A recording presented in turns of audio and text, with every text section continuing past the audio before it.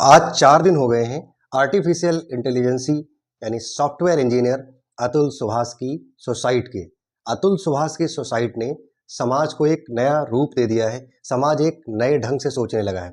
शायद शादी जैसे पवित्र बंधन, न्यायिक व्यवस्था और मानवता, सभी के विषय में पूरा समाज एक नए तरीके की परिचर्चा कर रहा है। समाज में तमाम तरह की बातें शादियों को लेकर के, स्त्रियों को लेकर के, खास करके जो पत्नी का रिश्ता है उस पर बात होनी शुरू हो गई है। बेंगलुरु में नौकरी कर रहे जौनपुर के रहने वाले आर्टिफिशियल इंटेलिजेंसी में सॉफ्टवेयर इंजीनियर अतुल सुभाष ने जिस तरीके से बेंगलोर स्थित अपने फ्लैट पर सुसाइड किया, और अब जो चर्चा हो रही है वो हो रही है उनके 1.5 घंटे के वीडियो में, जो भी उन्होंने कुछ बोला है, या फिर 24 पन्नों का जो उनका सुसाइड लेटर है। वो सुसाइड लेटर उन्होंने अपने छोटे भाई को मेल किया, अपने सभी मित्रों को मेल किया, जिस एनजीओ में वो काम कर रहे थे उसको भी मेल किया। अब समाज का अलग अलग वर्ग अलग अलग तरीके से अलग अलग बिंदुओं पर बात कर रहा है। आज एक इंटरव्यू मैंने भी देखा, टीवी की जानी मानी पत्रकार ऋचा अनिरुद्ध का। वो इंटरव्यू कर रही थी दीपिका नारायण भारद्वाज के साथ। दीपिका नारायण भारद्वाज जर्नलिस्ट हैं और मेंस राइट एक्टिविस्ट हैं। वो 15 साल से मेंस राइट एक्टिविस्ट का काम कर रही हैं। वो एक जानी मानी जर्नलिस्ट हैं। ऋचा अनिरुद्ध जी के साथ बात करते समय उन्होंने अतुल सुभाष के जैसे तमाम सारे केस पर प्रकाश डाला। उन्होंने यह भी बताया कि अतुल सुभाष हिंदुस्तान में न पहले हैं और न आखिरी हैं। इनके जैसे न जाने कैसे कैसे कितने कितने केस उनके संज्ञान में हैं जहां पर पुरुष एक्सप्लॉइट हो रहे हैं। हालांकि उन्होंने बहुत सारी चीजों पर प्रकाश डालते हुए कहा कि जब कानून बने थे, जैसे कानून जब बना था 2005 में डोमेस्टिक वायलेंस एक्ट बना था, इससे पहले 1983 में 498 ए बना था, 2012 में पॉक्सो एक्ट बना था, इसके बाद sexual harassment at work place बना, निर्भया केस के बाद अब तो रेप केस के ऊपर पूरा कानून ही बदल दिया गया है, और अब तो मैरिटल रेप की भी समाज में बात हो रही है, कानूनी लहजे में बात हो रही है। उन्होंने बहुत सारे केसेस पर यह चर्चा करते हुए बड़ी विस्तृत रूप से बात किया कि अब पुरुषों का एक्सप्लॉयटेशन हो रहा है, और पुरुषों का एक्सप्लॉयटेशन कर रही हैं उनके जुड़ी हुई उन महिलाएं, वो चाहे वर्किंग वुमेन्स हो और वो चाहे उनकी पत्नी हो। कानून का दुरुपयोग हो रहा है, और कानून के दुरुपयोग पर लगाम लगनी चाहिए। एक नई कमेटी गठित होनी चाहिए। अगर उनकी जुबानी बात करें तो उन्होंने गृह मंत्री अमित शाह, प्रधानमंत्री मोदी और तमाम सुप्रीम कोर्ट के जजेस से इस बात की गुहार की कि अब एक ऐसी कमेटी गठित होनी चाहिए जो कमेटी पुरुषों के विषय में भी बात करे। अब तो पुरुषों के लिए भी कानून में बदलाव करके बराबर की संवेदना रखते हुए पुरुषों के शोषण पर भी विचार करते हुए बात की जानी चाहिए, जो कि बहुत आवश्यक है। शायद अतुल सुभाष केस जैसा और कोई दूसरा केस ना हो। 2009 में एक और भी केस इससे पहले हो चुका है कि एक व्यक्ति ने इस तरह का एक सुसाइड लेटर जारी करके, सुसाइड वीडियो जारी करके सुसाइड कर लिया था, और वहां भी कुछ ऐसा मामला था। क्योंकि एक पुरुष क्या करेगा? एक ही पुरुष को पुलिस, वकील, अगर जज करप्ट मिल गया तो जज, ये समाज जो सभ्यता का ताना बाना ओढ़े हुए है, इससे भी उसको निपटना है। अगर उसके ऊपर मेंटेनेंस बांध दिया गया तो मेंटेनेंस भी देना है पत्नी को। अगर उसके ऊपर एलुमनी बांध दी गई तो एलुमनी भी देना है। 4.5 साल के बच्चे को 40,000 रुपए भरण पोषण के लिए भी देना पड़ रहा था अतुल को। ये जो समस्याएं हैं, इनसे एक इकलौता पुरुष कैसे निपटेगा? इसके लिए पूरे समाज को एकजुट होना पड़ेगा। ये बहुत बड़ी समस्या है। 3 करोड़ की एलुमनी तय कर देना, जज रीता कौशिक ने एक बार भी नहीं सोचा कि क्या यह जायज है। कभी 5 लाख, कभी 10 लाख की डिमांड करना केस सेटलमेंट करने के एवज में। उनका जो पेशकार था वो माधव, वो भी 3 लाख रुपए की डिमांड कर रहा था। आखिरकार अतुल सुभाष ने यह कहते हुए सुसाइड कर लिया कि क्यों मैं उन लोगों को पैसा दूं जो मेरे पैसे से ताकतवर होकर मेरे ऊपर ही अटैक कर रहे हैं।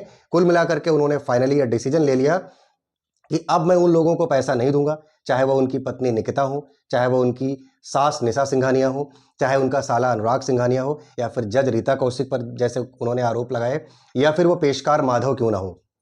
उन्होंने कहा कि अब मैं किसी को अपना पैसा नहीं दूंगा। मेरे अपने पैसे से ताकतवर होकर लोग हमारे पर और हमारे घर वालों के ऊपर हमलावर हो रहे हैं और हमें ही परेशान कर रहे हैं। इसलिए उन्होंने कहा कि मैं सुसाइड कमिट कर रहा हूं, लेकिन मैं किसी को पैसा नहीं दूंगा।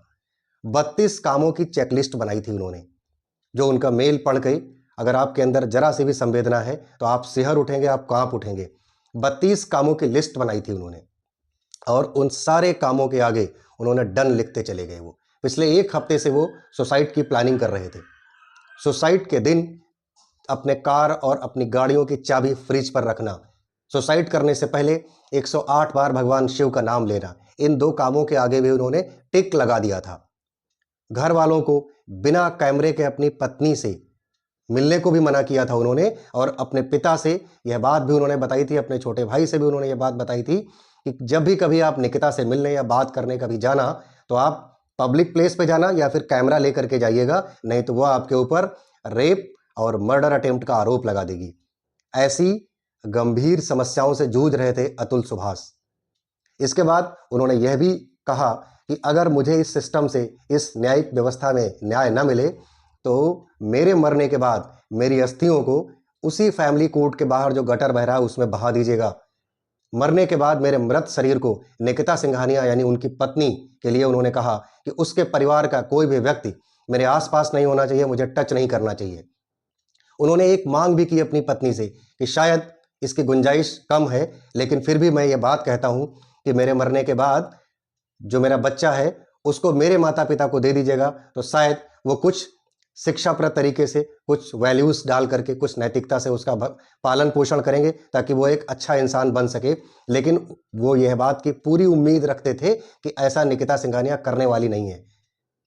ये तमाम गंभीर आरोप जैसा कि अतुल सुभाष ने अपनी पत्नी निकिता सिंघानिया के ऊपर लगाए, अपनी सास के ऊपर लगाए और जज रीता कौशिक के ऊपर लगाए, ये समाज की एक बहुत बड़ी विडंबना है, न्यायिक व्यवस्था की बहुत बड़ी विडंबना है और शादी जैसे पवित्र बंधन पर भी एक बड़ा सवाल खड़ा कर रही है कि कोई ऐसे नज़दीकी रिश्ते में भी हो करके क्या कोई ऐसा कर सकता है। फिलहाल इस केस का अपडेट यह है कि बेंगलोर की पुलिस यानी कर्नाटक की पुलिस उत्तर प्रदेश आई हुई है, जौनपुर में है वो। जौनपुर पुलिस के अधिकारियों के साथ पूरे इस केस की विवेचना हो रही है। इस केस की पूरी रिपोर्ट बेंगलोर पुलिस और जौनपुर पुलिस मिल करके तैयार कर रही है।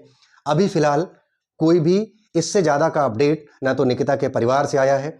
निकिता के परिवार के बारे में बात किया जाए तो परिवार उनका जो उनका घर था उसको छोड़ करके किसी होटल में रहना शुरू कर दिया है उन्होंने। मीडिया से वो कोई बात नहीं कर रहे हैं। एक स्टेटमेंट उनकी मां की तरफ से आया है कि अब मुझे जो भी कहना है वो मेरे वकील न्यायालय में कहेंगे, मेरा पक्ष मेरे वकील रखेंगे। मैं इस वक्त किसी भी बात पर हाँ ना कहने में स्थिति में नहीं हूं, ऐसा उनकी मां बोलती हैं और वो एक होटल में शिफ्ट हो गए हैं। उनकी पत्नी का अभी तक कोई जवाब नहीं आया है। इधर अतुल सुभाष के पिता एक गंभीर आरोप लगाते हैं कि अब तक मैंने अपने पोते का मुंह नहीं देखा है। इसका मतलब निकिता सिंघानिया बिल्कुल अतुल सुभाष के पिता से अपने बच्चे को दूर रख रही थी, कोई लगाव नहीं करने दे रही थी। ऐसी स्थिति समाज में हो रही है। एक पति पत्नी के बीच ऐसी स्थितियों से रिश्ते गुजर रहे हैं जो वाकई बेहद शर्मनाक है। अतुल सुभाष के जो भाई हैं वो प्रधानमंत्री मोदी से, गृह मंत्री अमित शाह से एक डिमांड कर रहे हैं कि इस पर आप भी नज़र डालें। सुप्रीम कोर्ट के जजेस से डिमांड कर रहे हैं कि ऐसी चीज़ों में आप भी अपनी नज़र डालें और इन पर गौर करें ताकि उन्हें न्याय मिल सके। लेकिन फिलहाल 4 दिन बाद भी निकिता सिंघानिया के परिवार वालों की ना कोई गिरफ्तारी हुई है, ना ही उनके ऊपर अभी तक कोई एफआईआर दर्ज की गई है। जबकि अतुल सुभाष अपने नोट्स में पूरी तरीके से क्लियरली निकिता सिंघानिया के परिवार के 5 लोगों के ऊपर ये सारा का सारा आरोप लगाते हैं कि इसी सिंडिकेट की वजह से उनको आत्महत्या करनी पड़ रही है, उनको ये दुनिया छोड़कर जानी पड़ रही है। इस सभ्य समाज के लिए बेहद शर्मनाक विषय है यह। आज हर कोई मीडिया में यह बात कर रहा है। यह खबर एक बड़ा रूप ले चुकी है, एक बृहद रूप ले चुकी है। मोबाइल से लेकर के टीवी तक अतुल सुभाष की सुसाइड से यह खबर भरी पड़ी है। लेकिन क्या समाज अपने घर की अपनी बेटियों को इस बात की शिक्षा देगा कि आज के बाद कोई बेटी निकिता सिंघानिया ना बने, आज के बाद कोई सास अपने दामाद के लिए निशा सिंघानिया ना बने, कोई अपने दामाद का, अपने पति का ऐसा शोषण ना करे कि जो उसको सुसाइड कमिट करना पड़े। वो भी किसी बाप का बेटा था, एक होनहार युवा था जो पढ़ा लिखा था, आर्टिफिशियल इंटेलिजेंसी में एक वेल सक्सेस इंजीनियर था, वो आर्टिफिशियल इंटेलिजेंसी में नौकरी कर रहा था, लेकिन शायद इस मानवीय दुनिया को समझने में नाकाम हो गया और उसको सुसाइड कमिट करना पड़ा। जब कभी वुमेन एम्पावरमेंट का कानून बना होगा, जब कभी जेंडर इक्वलिटी मेंटेन रहे, इस बात की बात रखवाले लोग कर रहे थे, वुमेन्स प्रोटेक्शन के लिए कानून बने थे, तब यह नहीं सोचा गया होगा कि इन कानूनों के चलते महिलाएं पुरुषों को एक्सप्लॉइट करेंगी। इस जुडिशरी सिस्टम में एक अकेले पुरुष पर इतने अत्याचार होंगे कि उसको सुसाइड कमिट करना पड़ेगा। यह स्थिति बहुत दयनीय है। पूरे समाज को इस पर मिलकर सोचना पड़ेगा। सरकारों को, सुप्रीम कोर्ट को, हाई कोर्ट को, लोअर कोर्ट्स को, सबको सोचना पड़ेगा। ये बहुत गंभीर समस्या है। नमस्कार, आप देख रहे थे द रियल टॉक शो और मेरा नाम है सचिन प्रभाकर।